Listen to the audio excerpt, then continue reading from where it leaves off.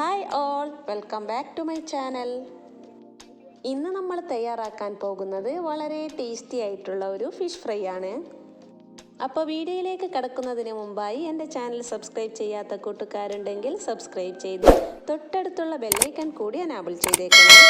എങ്കിൽ മാത്രമേ ഞാനിടുന്ന വീഡിയോസ് നിങ്ങൾക്ക് നോട്ടിഫിക്കേഷനായി ലഭിക്കുകയുള്ളൂ. അപ്പോൾ നമുക്ക് റെസിപ്പിയിലേക്ക് പോകാം.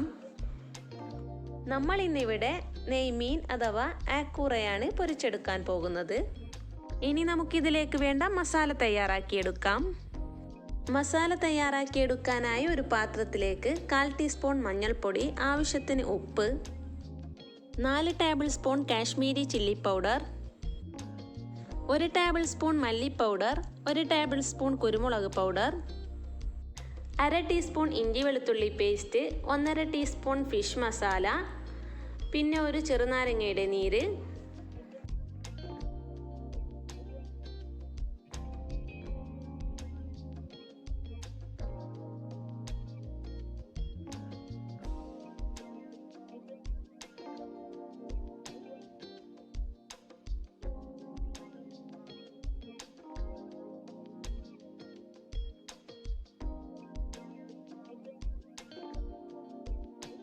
ഇനി നമുക്കിതിനെ നന്നായി ഒന്ന് മിക്സ് ചെയ്തെടുക്കാം.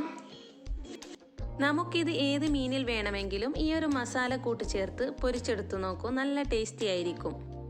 ഇനി നമുക്കിതിലേക്ക് കുറച്ച് വെള്ളം ചേർത്ത് കൊടുത്ത് പേസ്റ്റ് രൂപത്തിലാക്കിയെടുക്കാം.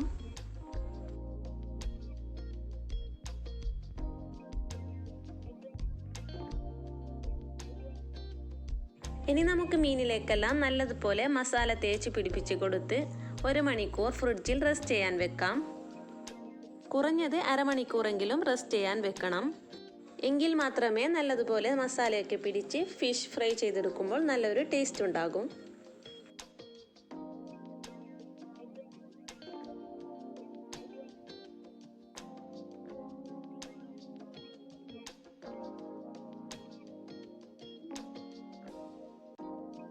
ഒരു പാന് ചൂടാകുമ്പോൾ നമുക്കിതിലേക്ക് മീൻ ഫ്രൈ ചെയ്തെടുക്കാൻ ആവശ്യമായ വെളിച്ചെണ്ണ ഒഴിച്ചു കൊടുക്കാം.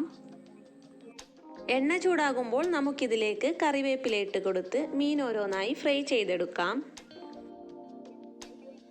മീഡിയം ഫ്ലെയിമിൽ വെച്ച് വേണം ഫ്രൈ ചെയ്തെടുക്കാൻ.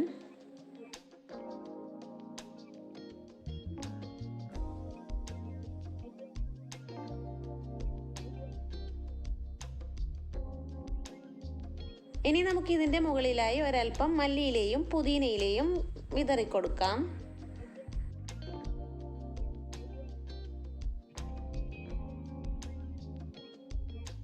ഒരു ഭാഗം ഫ്രൈ ആയി വരുമ്പോൾ നമുക്കിതിനെ മറിച്ചിട്ട് കൊടുക്കാം.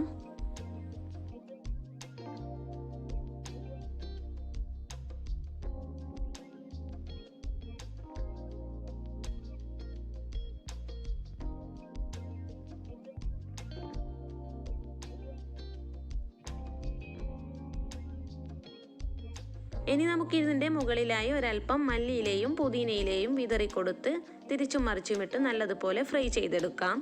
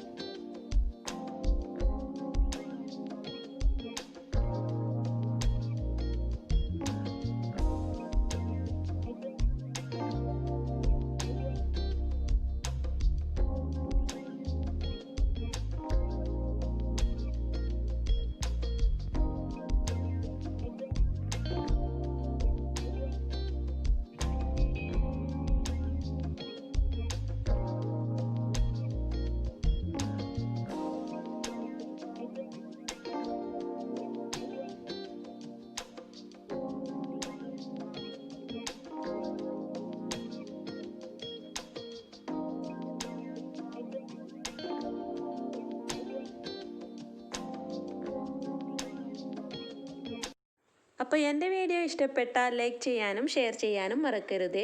സബ്സ്ക്രൈബ് ചെയ്യാത്ത കൂട്ടുകാരുണ്ടെങ്കിൽ സബ്സ്ക്രൈബ് ചെയ്ത് തൊട്ടടുത്തുള്ള ബെല്ലൈക്കൺ കൂടി എനാബിൾ ചെയ്തേക്കണേ. ഇനി പുതിയൊരു വീഡിയോയുമായി വരും വരേക്കും ബൈ.